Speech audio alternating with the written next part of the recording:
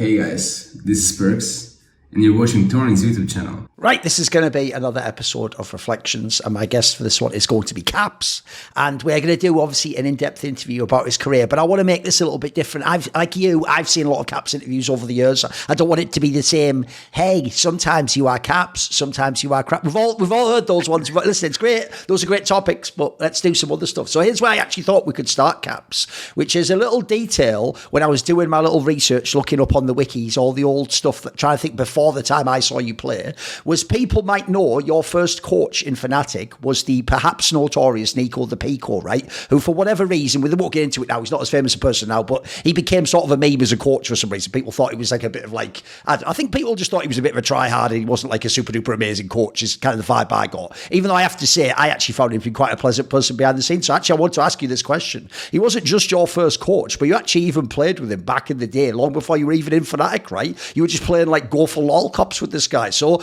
is it the case, like, did meeting this individual, was it significant in your career? Like, if you didn't meet him, do you think you still find your way to the teams you do before? Was he an important person to like vouch for you? I know he kind of viewed you as like somebody found, right? Yeah, I mean, definitely. I mean, I played with him for like a year back in, I think, season 5. Yeah. So definitely knew him very well, and as you said, like, he was very nice to be around. I think he definitely had a big impact on me joining FNATIC, I could imagine.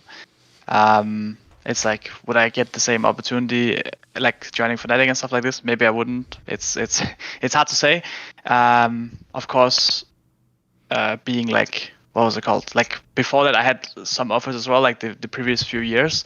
But I wasn't actually old enough. Like, I still remember having Hylissang at me, and he was like, hey, can you add our manager? And I didn't want to say that I was like under 17, because I was like, I kind of wanted to know like what they were talking about. Was this for Unicorns of Love back in the day? Was this? Yeah, I think it was right before, maybe when Exile joined us. Right, that would make sense. Yeah. For like for season 6 maybe, or yeah, something like that. But basically, I had like Hylissang added me, and then I was riding with Sheepy, and then at some point I was like, actually, also I'm 16 or something. Oh, right. So it was like, but it was just fun to like, sure.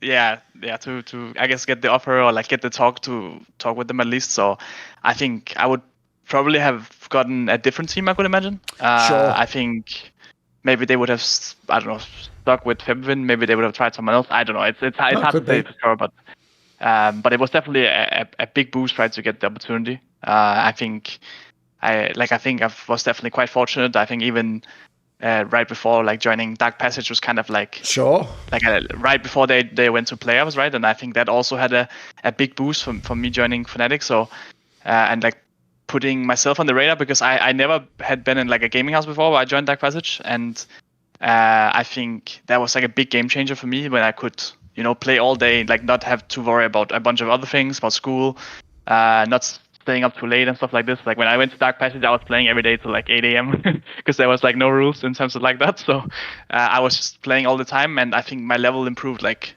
very significantly. And that was also just a bit on like a bit random, you know, like I had Elvin on my friend list, and he just wrote me, hey, you want to come to Dark Passage tomorrow? Right. And I was like, yeah, sure. By the way, along those lines, I know you've told the story in the past. When people say you played in Turkey, you always say, yeah, but it was a weird circumstance. We almost like went on holiday, and then I just joined for like the last week of the regular split, and then it was like just the playoffs, right? You weren't really like there for like the whole year or whatever, living away from home. So what I want to ask you was this, Caps, is, first of all, that obviously worked out great, but I actually wondered, one of the things that's actually, even though I'd say your dad's a fairly famous sort of side character in the Caps universe and people know, I don't think they know maybe how much involved he's been in your career though, Caps, because I've heard behind the scenes, I'm going to ask him about this later with G2. I've heard he's not just a guy who's like, oh, you're doing this. He's kind of like involved in like trying to make sure you're comfortable and it's going to work for you and stuff. Were they not at all worried with like you going to Turkey? I mean, like on the one hand, that's an awesome chance, but on the other hand, like I've seen how crazy those like finals look. Those look really intimidating in a way. Were they at all worried about you while you're out there? I mean, for sure, yeah. I think like I was in like that same year we went to a LAN in France, and we went to a LAN as well in Norway, and my dad went to all the events as well with me, and they were definitely worried every single time, because it's like I say I'm going with people I know online, and they're like, what right. these people, and, Sure. and they don't really know them that well. Sure. And like the first one in Norway, which was again actually with Nicothepico as well. They at least I'd been with that team for a longer time, so at least they had like heard about the people before, and they had like talked with them and some bit and stuff.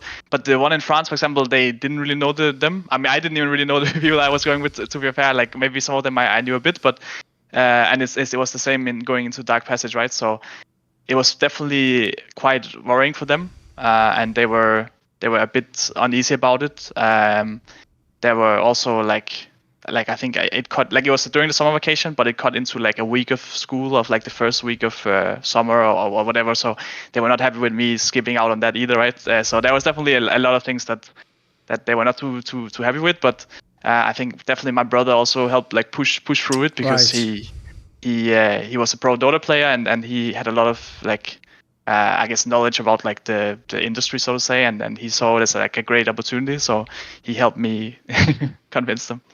By the way, is it the case that you're someone who was always, when you say there, like you just want to see what the offer was from Unicorns or whatever team it was, were you always someone where it was in your mind when you were good in solo queue, like one day I will be pro, like it's just like when or what the opportunity, was it always going to happen for you think?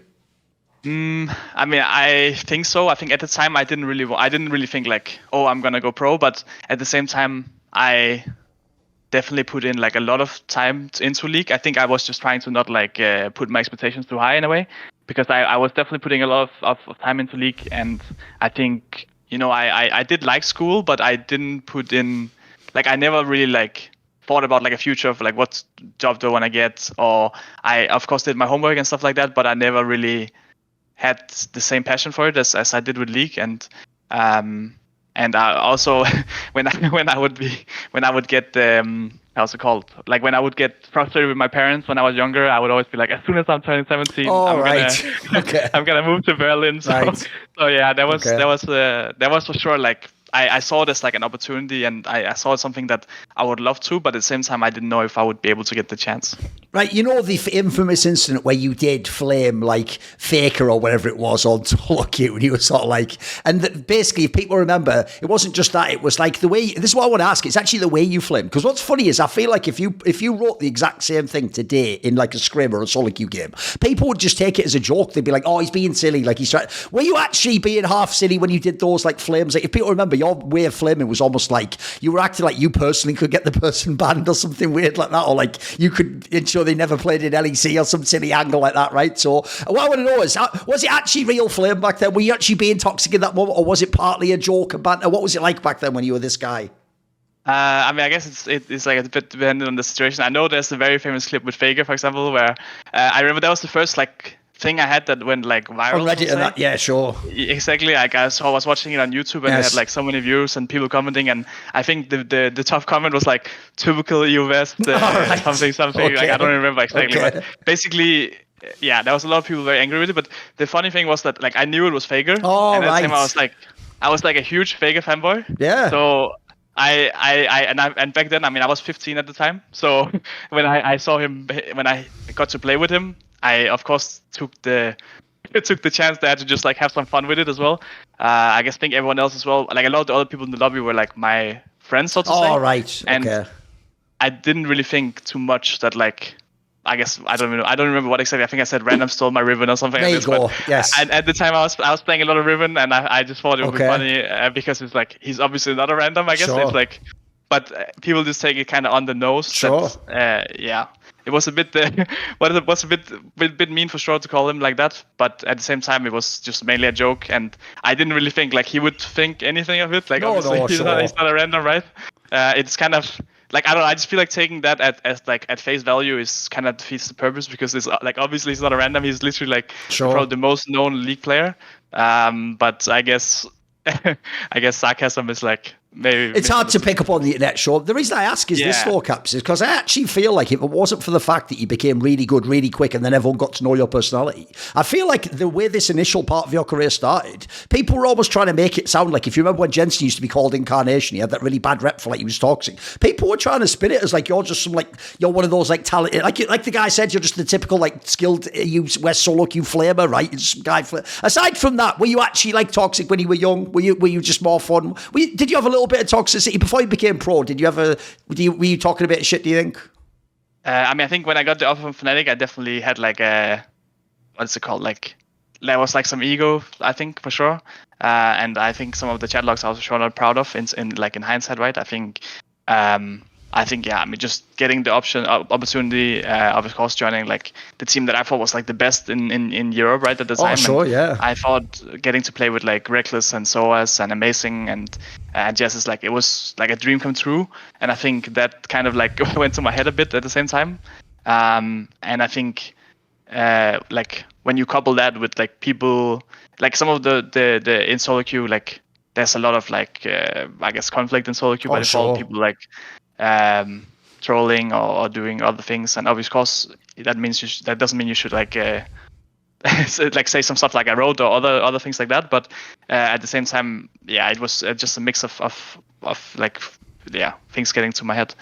And in terms of being toxic, I mean, I think I've played this game since I was like since season 10, right? So since season 1, so I was like probably 10 years old or something like that. And I definitely my first years I had some. If someone, I imagine if someone could look up 13-year-old Caps' chat logs, they're probably pretty wild. Sure, okay, I get it. Yeah, or like some. I mean, also just like more like running down. I think. Right. You had some criminal ints. I see. Okay. Yeah, I think there was some like some Tyler 1 style running down in like back in season 1, season 2. But I don't think I ever got banned. So there you go. At least I have that on my match history. By the way, I actually do think the first year you were in EU LCS is probably the one that did establish in people's minds that you were going to like int or do like random moves in the game, even though I do think obviously it was worse at the beginning. It got better over the years. Here's the question I have is, I always actually felt like, I don't know what your take on this is, I always actually had a lot of respect for your coaches in that team. Obviously it was Nicothepico and then Dylan, because actually in a team like this, I'll give you a very brief story, right? There's a famous story from the career of Kobe Bryant when he was really young. And when he was really young on his team, he used to be a bit like this, Caps. He was a guy who was like going for every play he wanted, every like crazy. And what happened was one of his assistant coaches said to the main head coach, who was the Phil Jackson who'd won with Michael Jordan and all those guys, said like, oh, we should tell him like, like don't do those moves, like, sort of like rein it in a bit. And he basically said, no, don't do that, because if we do that at the beginning, this guy will never develop into the player who can do that move, but it might be like the right move. We'll sort of like crush his spirit or his imagination. You have to sort of like, you have to let him be a bit wild, and then like over time we'll gradually, bring him on a little bit. I feel like your coaches did that for you, because I know there's a lot of players where if they did an int or some like game losing play, some people would just tell them, like, just don't do that in future, and they'd sort of make you play very strict. Do you feel like they gave you some space to develop and gave you the chance to make the mistakes, Caps? Yeah, I mean, for sure. I think, of course, I mean, I've like even before that, right? Even in like amateur teams and stuff as well, it was also some similar things like that. Like I remember even when I just joined again Dark Passage, my team was asking me like, you come here, like we don't expect much of you. Just make sure you don't die and int and stuff like this. And I was like, you guys went for the wrong guy. I'm gonna int, or I'm gonna be doing a lot of stuff, right? But basically sometimes, of course, teams have like either like some staff, some players might not have been happy with the way I have played, or they might have had some input, and other times people have supported it, right? Yeah, I think it's been very different from person to person. And I think the way I've played the game has also changed to some extent, right? And like what I value. So it's like I've also grown in that aspect, and I think just trying to be more like I guess precise, and making sure that the risk I take is actually needed in the game, and not just a risk I'm taking for no reason. And I think that's also like something my staff has been like pushing for throughout the different years I've played with, right? I think a lot of the time in League it can feel like, oh, you're doing something good. Like if something goes well for you, everyone will be like, oh, nice. And if something goes bad, it will like people will be on the opposite side at the end, right? But some of the time it is just like a bit of a risk. So you also have to consider not just like the result of it, but also the like just the risk you're taking of things going good or bad, right? Especially when it's like a game like League where you don't have like all the information. Sure. By the way, along those lines, just to contrast, since in the early years you were a lot more wild with your playing style, I actually wanted to know, how did that actually fit initially with Rekkles? Because if people don't know, Rekkles has probably, at that time, the completely opposite mentality, where he plays the really safe style, and he's not the guy who likes to die randomly in the game. And as you pointed out, by the way, at the time, Rekkles was the star of this team. He was the MVP the first 2 years, so he was the main guy everyone perceived as that's FNATIC's team. So was it initially, do you think initially you were on a different page with him in terms of style of play, or how you're going to work together? I think there was a few different layers, I guess, because right when I joined FNATIC and we were scrimming and stuff like this, I think we were at least how I remember it, right? It's been 6-7 years, but how I remember it was that we were kind of just stomping everyone, and I remember doing very, very well, and I felt like, wow, this is so easy, kind of. Right. And then I feel like going on stage was a very different game for me. I think I had to learn that on stage people play very differently, because people, not even just me, but also me, right? But people just play very defensively, and they only take risks that they have are comfortable with and stuff like this. Where in scrims they're way more willing to just go for a fight, or are willing to limit test against you.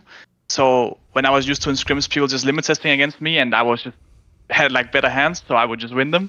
I would go on stage and they would not go for these risks, and I would kind of just be maybe I would get a small advantage for them not contesting me, but at the same time I wouldn't get the big explosion, and now I would be finding myself in a game state that I wasn't very comfortable with, and suddenly I would be playing way a lot worse, right? And I would maybe die to ganks, so I would maybe die in other situations. So that was a big change I had to make, and I think in terms of playing with Rekkles, I think again, of course, he was very happy at the beginning when everything was going well, and then I think not even so much him, but I think us as a team we felt like things weren't going that well at the beginning. And then, honestly, my first split, I was still a rookie, right? So I was kind of just following along with everything. I think, of course, I'm happy to have gotten to work with Dylan and Broxah after, but at the same time, it also felt very weird for me that Nicothepico and Amazing also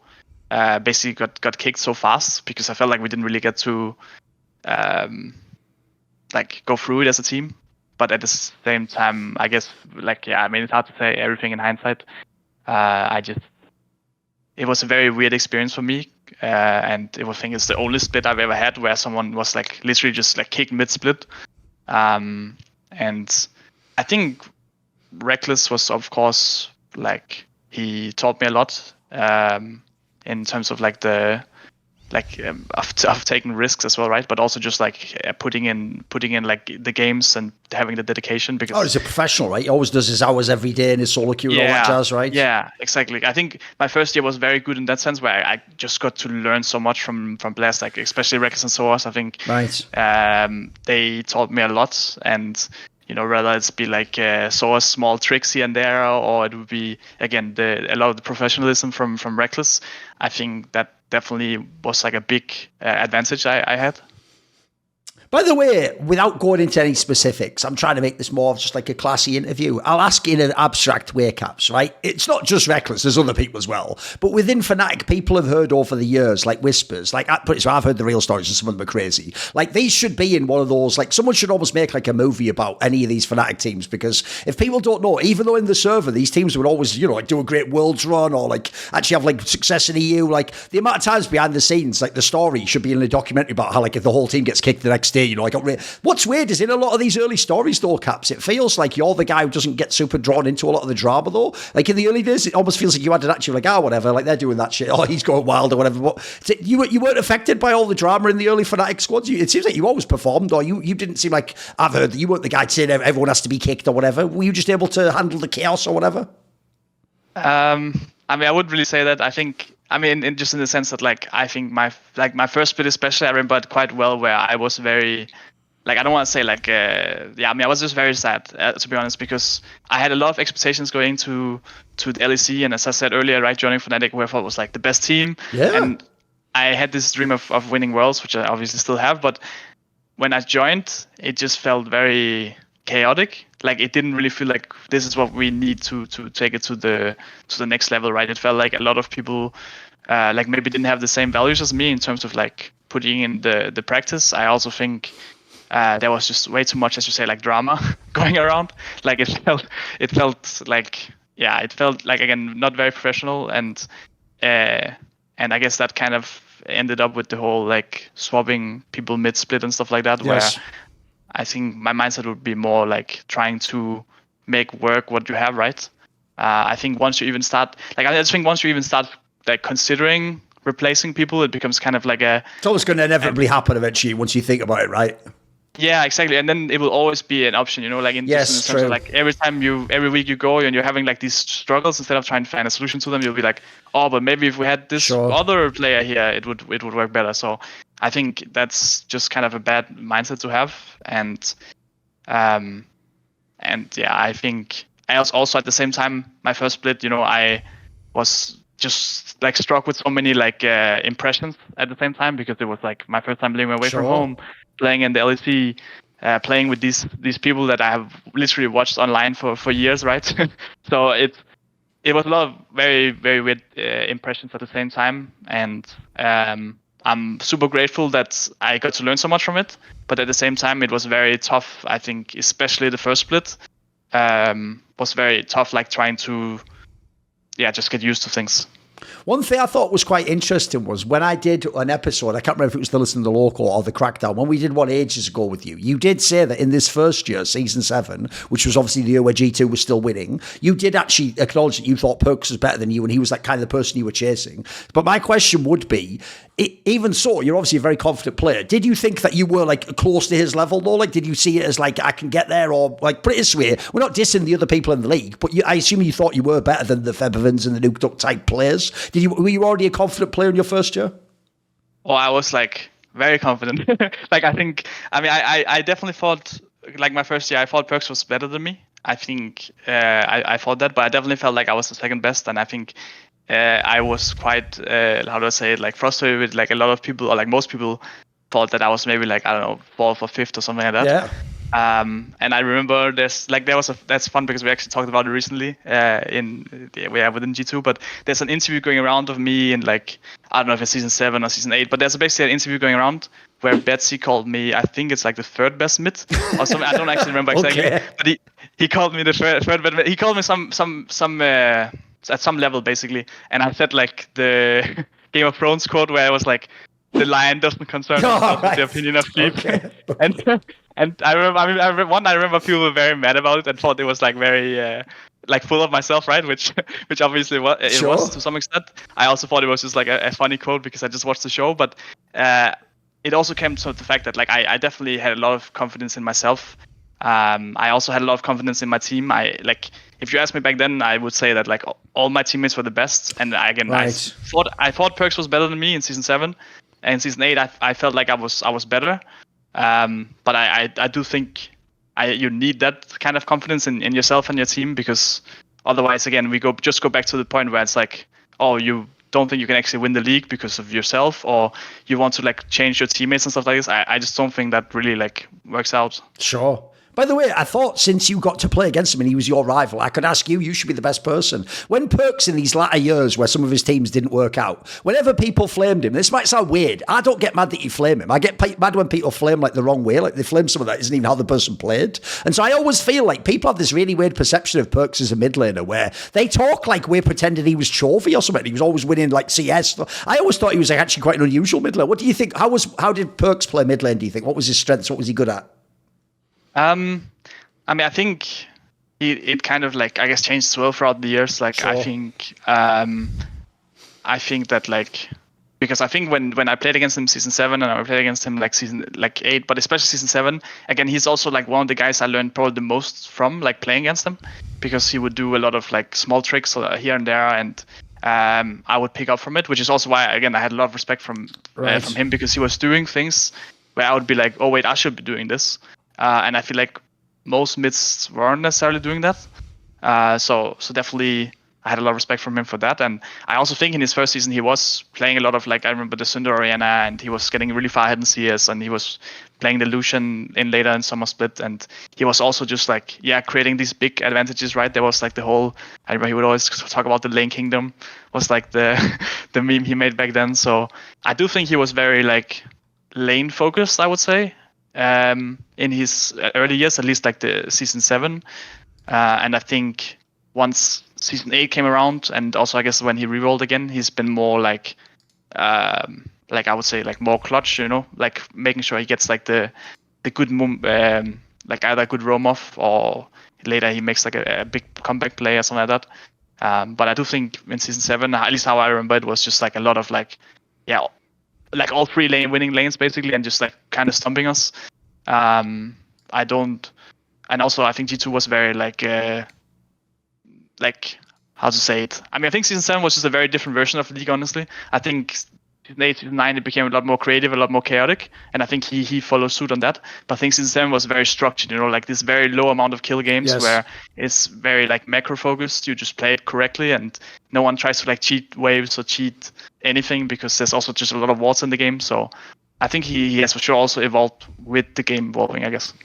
I have a very specific question just to you, which is I've asked people who were in this FNATIC squad many times about the Season 7 Worlds, where if people remember, it was the one where you guys lost all the initial games in the group and it looked like you were absolutely fucked. And then you had to do like the miracle run back to escape the group, and it was actually kind of epic the way you came back. I normally ask people about the second part, but I actually want to ask you, Caps, about the first part, because the part people probably forget is this, because in the end it was fine. And in fact, a lot of people probably don't even remember this happening in the group, and they just remember you went to playoffs and it's not the year where you went to the finals, right? I always thought to myself, bro, if I'm at my first like proper like I'm at Worlds and I go there and then I'm just losing out, I mean losing to fucking Gigabyte Marines and like poor belter for Immortals, like that could be really traumatizing. Remember, like you think about when Perkz the year earlier when he like failed all those international tournaments, like he was crying, bro. Like there was like a lot of pressure when you were playing those first games and you guys were losing. Were you ever like fucking getting worried? Like what's going on? Like am I a bust? Am I shit internationally? Like what's going? Was it not shocking to you to be getting wrecked like I said by Gigabyte Marines and stuff like that?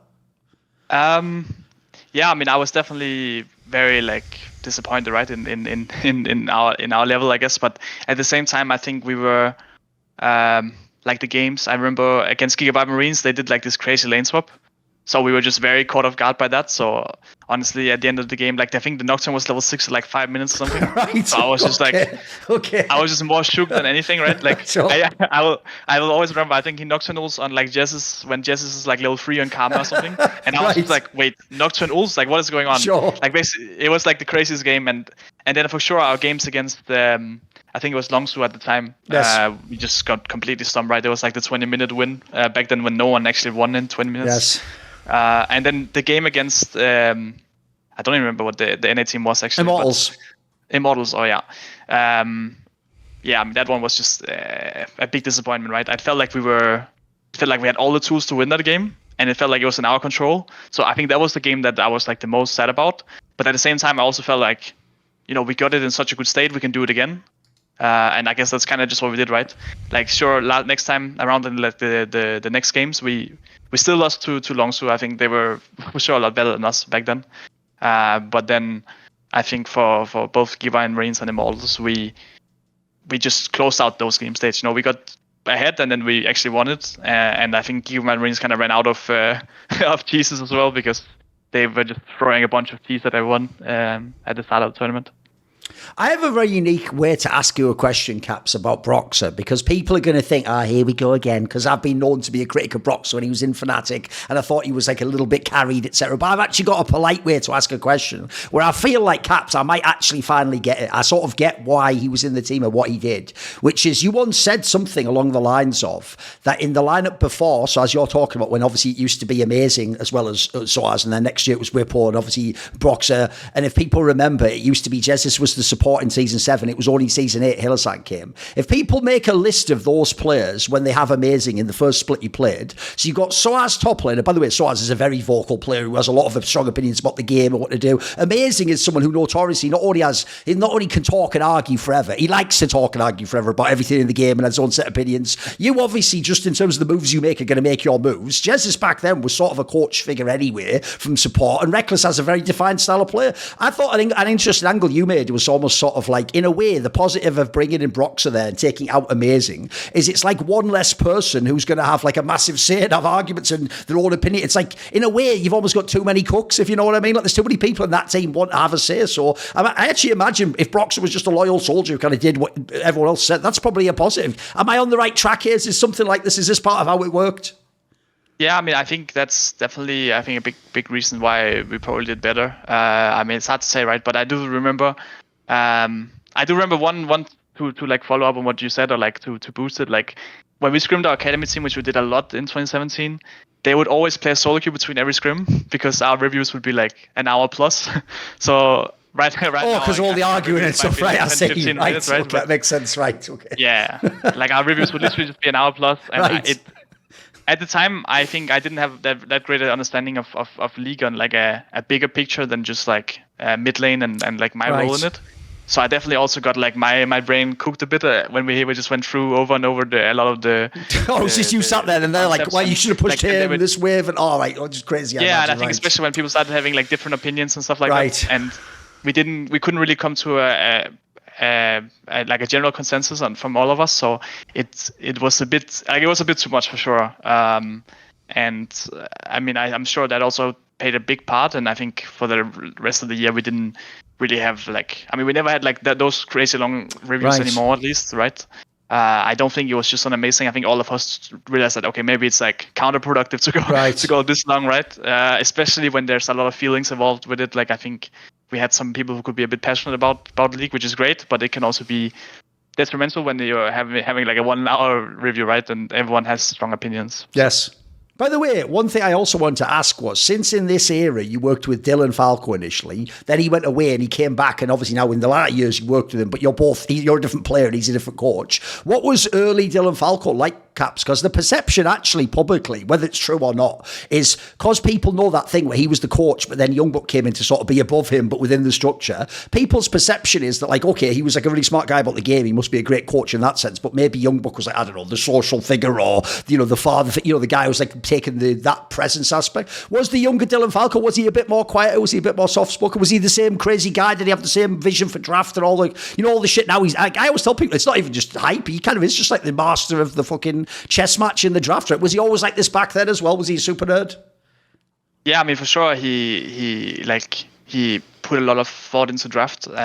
Even back then, I think maybe he's gone a bit like crazier, I guess, throughout the years. I think he has gotten a lot of experience about what works, what doesn't work, and like a better understanding of like what we need, right, as players as well in certain moments and stuff like this. So he for sure has learned a lot along with the rest of us, right? But I think, yeah, I mean, he was I don't know, I wouldn't say he was like shy, because he was always like outspoken when he had his opinions, right? Like I think when he comes to his like territory, or especially draft, right? But when he really thinks strongly about something, he will make sure it's out there, and he will make sure that people understand his perspective. So I think that's always something he has been very good at. But at the same time, I mean, for sure, I think like Youngbuck comes with like other strengths, right? I think he is maybe more like the leader type of like getting everyone on the same page. Where I think Dylan is very smart about the game and has a lot of very, very good ideas. So it's like a bit, I guess, different approaches. Right, when it comes to the 2018 Season 8, people will remember this was the year where obviously your team won both of the splits and then went to the World's Finals. Right, here's the weird question I have, which is, obviously later I'll ask, like, why did you leave to go and make G2 and all that jazz, right, the usual one, but we'll do it in an interesting way. But my question is this, since normally that would be one of the best years anyone's ever had in the West, like win both splits and go to the final Worlds, you can't really ask for much more than that, and it's only the second year of your career. Aside from out of the game stuff, did you actually yourself think this was an awesome year? Like, it seems weird that a player would ever leave after a year like this. This is normally where you sign the 3-year contract if you have a year like this. So was the year itself actually really good for you? Aside from the drama, which we can maybe allude to later, was that year awesome for you aside from the end of it? Yeah, I mean, for sure. Yeah, I mean, aside from the end of it, I would for sure think it's an awesome year, right? I think it was the first time I won LEC, so I think that already, even like not looking at Worlds or MSI, even just that would already be a big step up compared to the year before. And I felt like I could apply a lot of the things that I learned the previous year. But then also just getting to go MSI and Worlds and actually having a lot of like good games and strong performances definitely made me feel very confident and made me feel very hopeful, because at the same time last year when we played against, as I mentioned, Longshu, but also I remember especially when we played Samsung Galaxy in scrims, like it was hopeless, like we couldn't actually even get a single kill, and we were just getting completely like it was the gap was like so absurdly big. Like I think people will say that's a big gap now, but to back then it was on a whole nother level. So to see that gap like shrink a bit was like, it was just a big, it was a big confidence boost for sure. And I'm super grateful to have that year. It was also like a very like emotional year, right? Getting to play with everyone, and that it feels like 3 years combined in one. There was a lot of memories from that year for sure. Is it the case, by the way, because no one ever asks anyone else this except RNG, right? Obviously, going into Worlds, it wasn't this like solo lane meta that it became eventually, and most famously like IG and G2 with the globe on that side of the bracket, right? If we'd have kept the original meta caps, look, it might have made RNG better, but they were on the other side of the bracket. Well, if you'd had the original meta where it was more just like normal team fighting, would FNATIC have been better or worse at Worlds, do you think? What would your take be? That's a good question. I think we would probably be doing about the same, to be honest. Okay. Like I'm just thinking back now. Like I think group stage would go similar, right? Like you can say maybe we wouldn't go against IG, but I feel like at the same time, like I guess we went 2-1 against IG in groups. So that's why we made it out as first seed. And I think a lot of that also came from Rekkles having some stronger performances. So I honestly think that we would probably have done similar at Worlds, to be honest. Like I think if we went up against RNG in that meta, we would probably get destroyed, right? Like that's how I feel like. Or if we went up against like a very strong team around these concepts, it can be tough for us. I think it was some of the things we faced at MSI. But from the teams we played against, I think Rekkles was honestly just doing very well against both EDG and IG. Mega, yeah. Yeah, so I think if it was like more bot lane focused, we would probably have done even better, to be honest, like in these matchups, right? But then you go and say like, oh, then it would be different matchups. Because, sure. But I think, in how it went, we would probably have gone quite well, yeah. Because I do have a question. Go on. No, I just want to confirm, like there was for sure a big shift, right? Like that's something people will sometimes forget, but there was a big shift from like the RNG whole play style and like this being the meta to suddenly like, and it following up this well the next year where soul lanes became a much bigger threat, right? And these Aatrox, these Aurelia, these Akalis could just like one-shot AD carries out of nowhere without like really having the most counterplay. So suddenly having like a super fit AD carry was not the whole win condition. People will find out in a separate video about some of the drama about this world, because I'm going to tell the story of where like basically Rekkles like would have been benched. There was all this drama internally, and like is he even going to replace all this crazy stuff I heard? I don't want to ask about that specifically, Caps. What I want to ask is this: I feel like this sets actually a trend that I feel like's happened with a lot of your teams, which is even if things go badly in the boot camp, or even sometimes famously it'll be like you'll be playing some team you might have lost all the scrims to. It feels like in a weird way everyone talks in the West like everything has to go perfect with prep, to have the best result. I feel like in a weird way, in your teams, it's almost better if people just forget about what happened and just get on with the tournament. Because in this one here, when I heard the stories, Caps, I was like, this is the year you guys went to the finals. Like the stories you hear behind the scenes, so this should be the story of like, and then the team won no games and went like 0-6 in the group or something like essentially like it, as we just said, the person who was probably the best in the team at this world is probably Rekkles. And he actually was the one that might not have even got to play because of this drama. Like, what do you think? Like, is there something special about that? How did it not destroy the mentality of the team? I would have thought this would make everyone's mental go boom.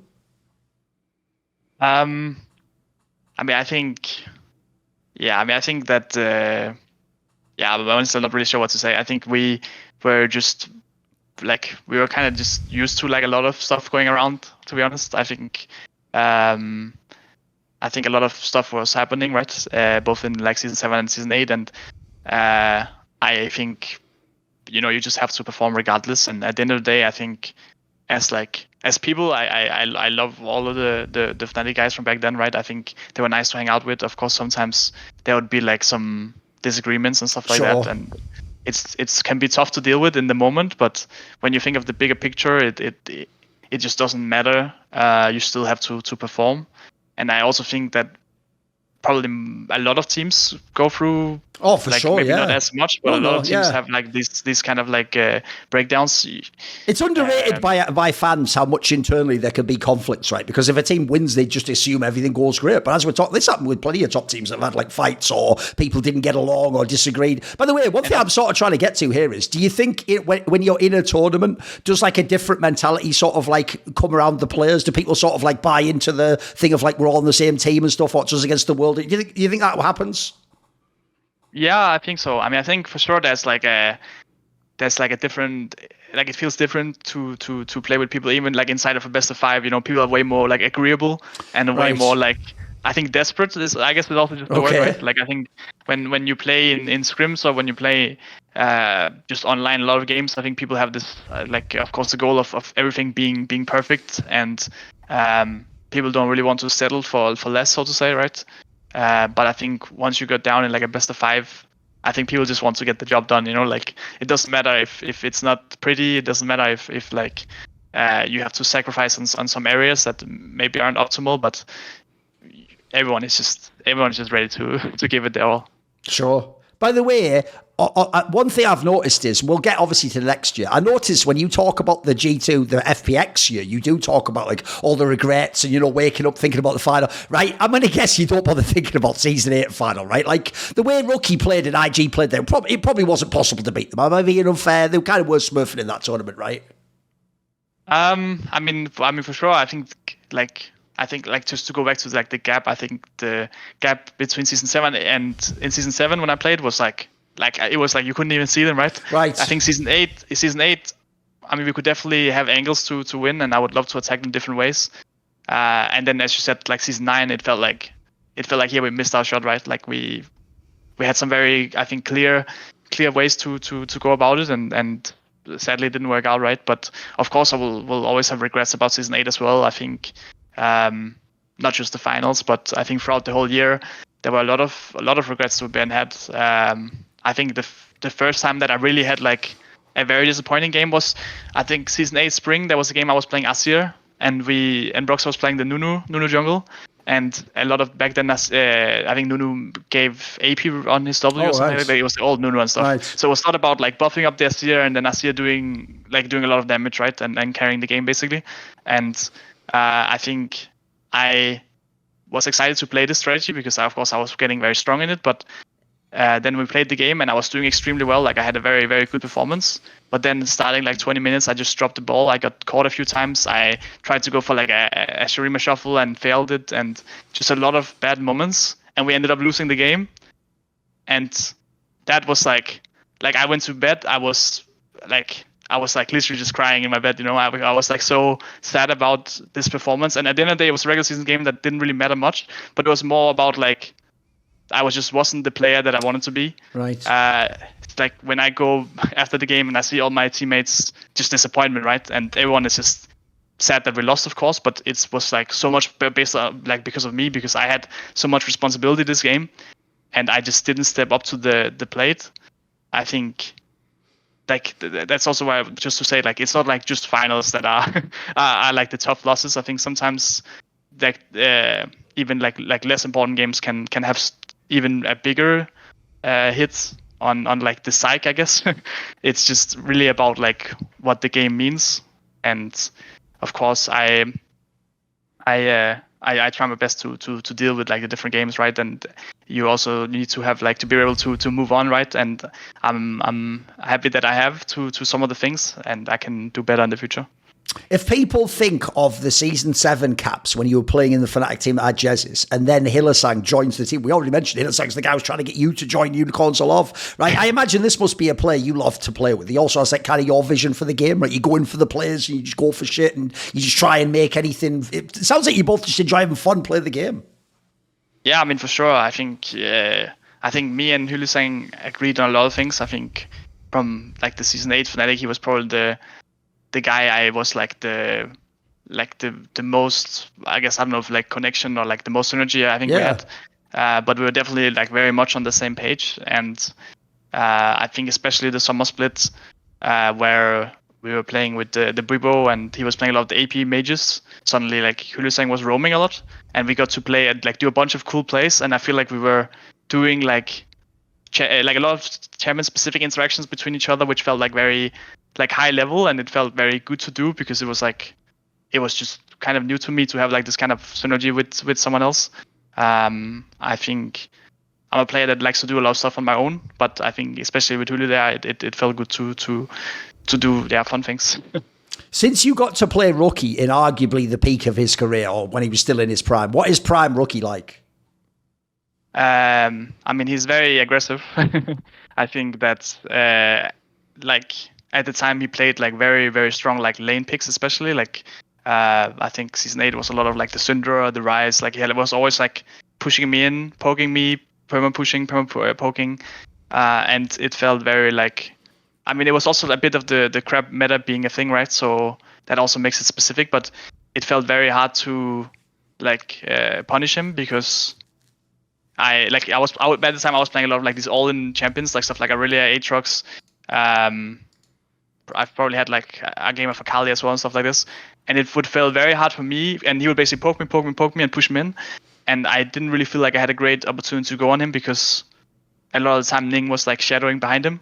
Right. So it turns out back then it was not like we knew that necessarily, but it turns out that the crab was like super OP, right? And Yes. the jungler would just do crab into go behind the mid laner and do crab and stuff like this. But what ended up being that as well was just that they had a lot of like proximity with each other, and it felt very uncomfortable to be like, oh, is he behind him now? If I go for the all in, I'm just dead. And there was a lot of cases of this of like me trying to go and then oh, Ning is there, I'm dead. Or Right. it was the same when I was watching Perkz play against him as well. It was something that I was thinking of, like of course being worried about. But then you start becoming worried about like, oh, is he behind him?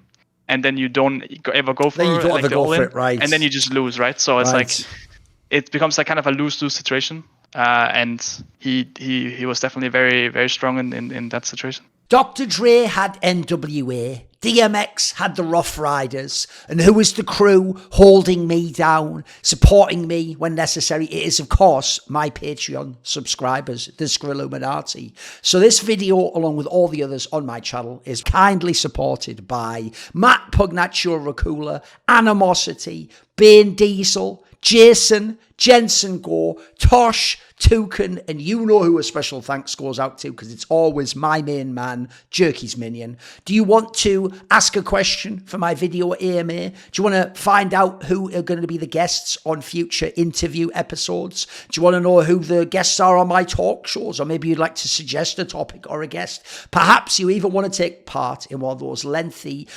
tailored to you discussions around esports that I do with the top tier donators. If any of those perks or others catch your fancy, then put your money where your mouth is, support me, and join the Skrilluminati today via the Patreon link where in the description box below.